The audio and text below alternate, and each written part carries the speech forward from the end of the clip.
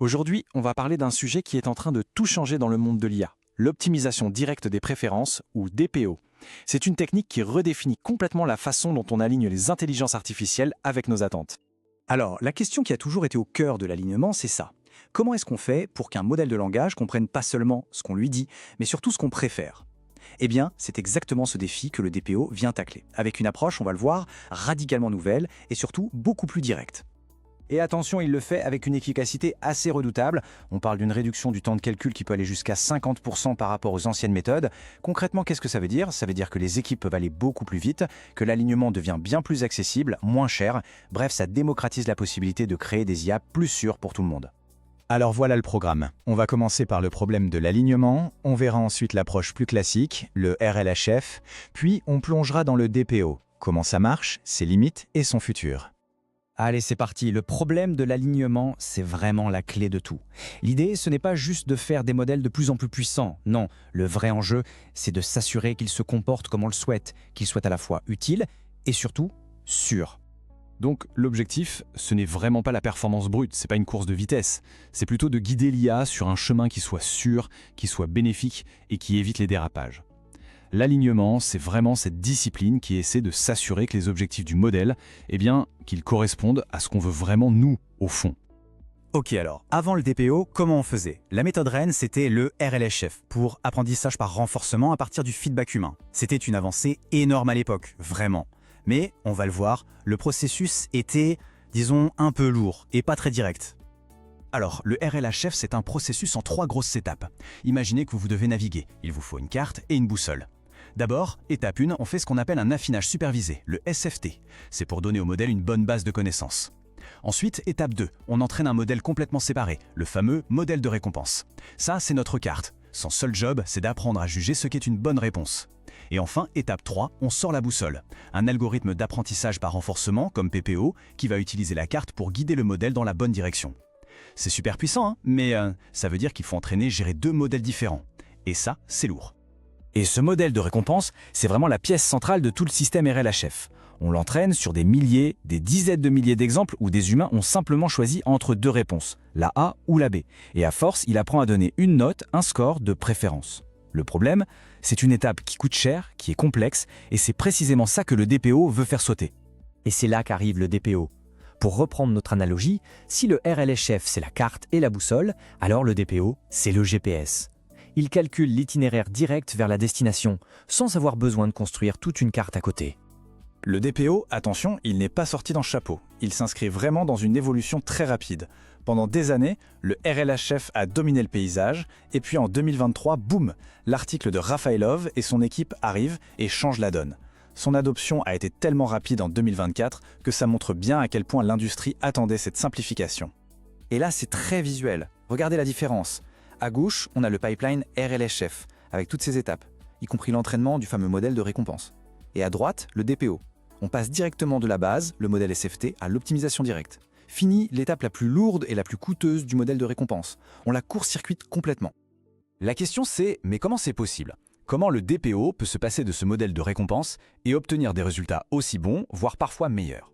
C'est là qu'on touche à la petite magie, ou plutôt à l'élégance mathématique du concept. En fait, tout est dans le titre de l'article original. Votre modèle de langage est secrètement un modèle de récompense. C'est ça l'idée de génie. L'intuition, c'est que le modèle de langage, de base, il sait déjà plus ou moins ce qu'on préfère. C'est caché à l'intérieur. Il suffit juste de trouver le bon moyen de lui faire exprimer, d'extraire cette information, pour qu'il devienne son propre juge.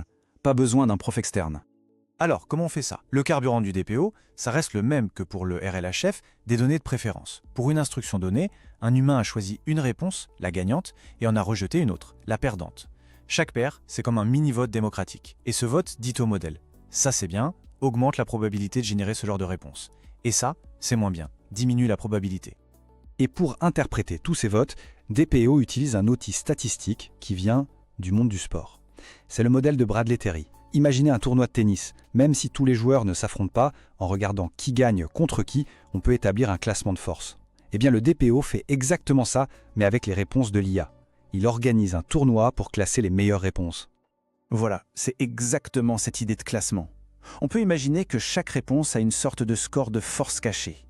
En regardant laquelle gagne dans des milliers de duels, le modèle apprend à deviner ce score, à construire une hiérarchie de ce qui est meilleur. Et une fois qu'il a compris ça, il ajuste ses propres poids pour favoriser les réponses les plus fortes. Attention, il y a quand même un risque. À force de se concentrer sur les préférences, le modèle pourrait, oublier tout ce qu'il sait, sa grammaire, ses connaissances. C'est là qu'intervient la divergence KL, ou Kullback-Leibler. C'est notre garde-fou. C'est une mesure mathématique qui vérifie que le modèle ne s'éloigne pas trop de sa version originale, le modèle de référence. Ça le pénalise s'il change trop brutalement et ça garantit qu'il reste cohérent.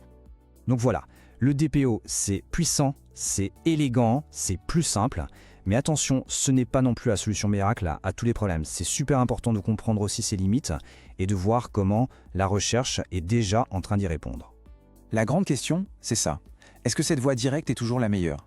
Est-ce qu'en simplifiant autant le processus, on ne perd pas quelque chose en route? Et la réponse, bien sûr, n'est pas si simple. Cette citation d'un papier de recherche met le doigt sur un point crucial. En gros, DPO fonctionne très bien si le modèle de base, avant même l'optimisation, a déjà une sorte de compréhension de ce qu'on va lui demander. Par exemple, si on veut qu'il soit plus drôle, mais que le modèle de base n'a aucune notion de ce qu'est l'humour, eh bien DPO va avoir beaucoup de mal. Il ne peut pas extraire une information qui n'existe pas. Et ce graphique le montre très bien. Quand la représentation est bonne, c'est-à-dire que le modèle comprend le concept, regardez les deux premières barres, DPO et RLHF font jeu égal, très performant. Mais, et c'est la troisième barre, quand il y a un décalage, que le modèle ne comprend pas bien, la performance de DPO s'effondre. Le RLHF, lui, est plus solide dans ce cas, parce que son modèle de récompense séparé peut apprendre ce concept de zéro, de manière spécialisée. Et il y a d'autres défis, bien sûr. Le DPO est très sensible à la qualité des données. Une petite erreur d'étiquetage dans les préférences, et hop, il peut partir dans la mauvaise direction. Il a aussi du mal quand les préférences sont complexes, voire contradictoires. Et enfin, il y a un petit risque de ce qu'on appelle l'effondrement de mode, où il apprend tellement bien à donner la bonne réponse qu'il finit par ne plus proposer que ça et perd toute sa créativité. Mais la bonne nouvelle, c'est que la recherche ne s'arrête jamais. On voit déjà apparaître des variantes. Il y a le DPO, par exemple, conçu pour être plus robuste au bruit dans les données. Il y a Chip qui étend le DPO aux modèles multimodaux qui gèrent texte et images, et même d'autres approches comme IPO qui viennent encore améliorer la formule. Bref, DPO n'est pas la fin de l'histoire, c'est plutôt une nouvelle fondation très solide sur laquelle on est déjà en train de bâtir. Ce qui nous amène à la question finale. Avec des outils comme DPO, on rend l'alignement de l'IA plus direct, plus simple. Mais ça rend aussi une autre question encore plus cruciale. Comment s'assure-t-on que les préférences qu'on lui donne à optimiser sont les bonnes, qu'elles sont réfléchies, justes et vraiment bénéfiques? La technique progresse, c'est une certitude, mais la responsabilité de bien s'en servir, elle, nous appartient toujours. Merci de votre attention.